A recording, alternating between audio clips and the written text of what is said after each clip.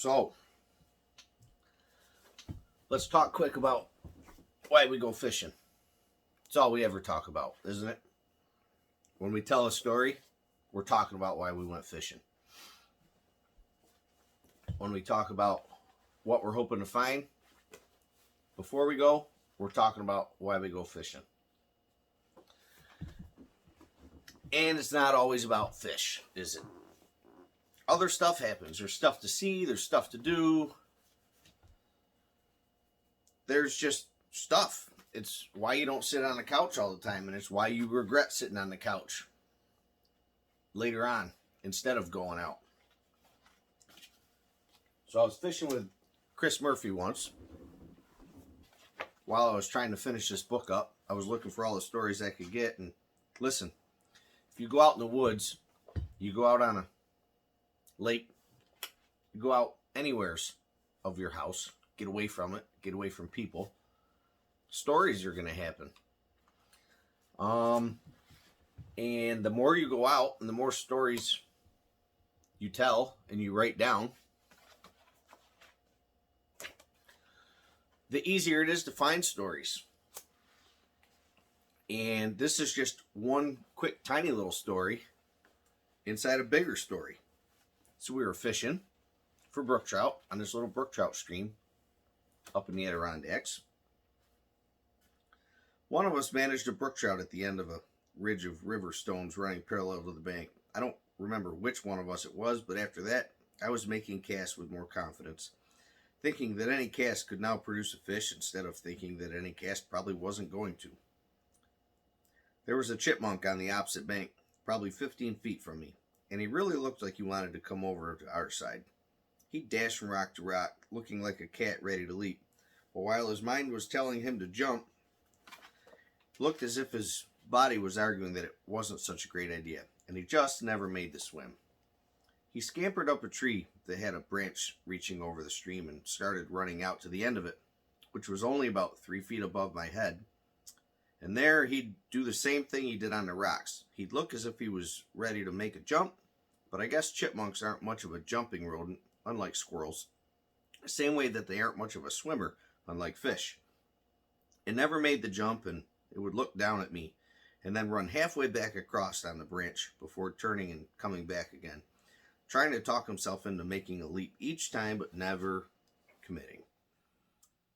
I did that the first time I went bridge jumping as a teenager. I climbed over the guardrail 3 or 4 times, only to step back over it onto the pavement each time.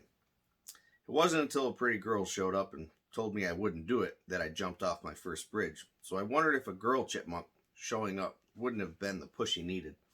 Then, of course, I wondered if the jump would have been worth it to the little guy, or if he'd have discovered after all that anxiety that the grass wasn't always greener on the other side, and then spent just as long trying to get back over to where he'd come from. A couple times as he stretched his head out to pass the end of the branch, I offered him my rod tip to climb down. He looked at it as if to consider it, but each time, just as fast as he thought it, he dismissed it.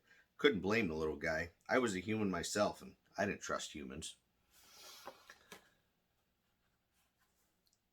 This chipmunk ran back and forth. That whole thing lasted about 5 minutes. That was it. But it ended up as a few paragraphs in a book because I thought it was significant. I thought there was something I could tell, make people see in their head.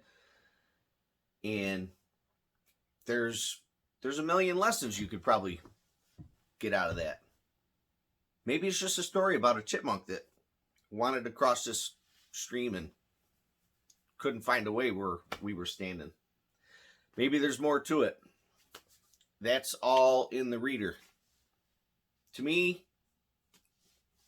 being the guy that wrote it, there is a little more to it, but only on some days. On some days, it's just a story about a chipmunk wishing he could get on the other side of the stream. And on other days, when I really think about it, there's a lot more to be said.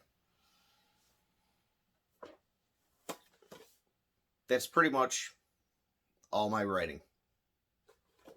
Some days it's deliberate. Some days it's just a story and you get out of it what you want to get out of it. This is the latest book, Not All Trout Are Geniuses. Before this was Reflections of a Fly Rod. And after that, before this one, was Carper Jerks. They're all the same. I go out in the woods. I go fishing. I go camping. Stories happen. You can buy them on Amazon. You can buy them on Barnes & Noble. I think you can buy them on Walmart.com.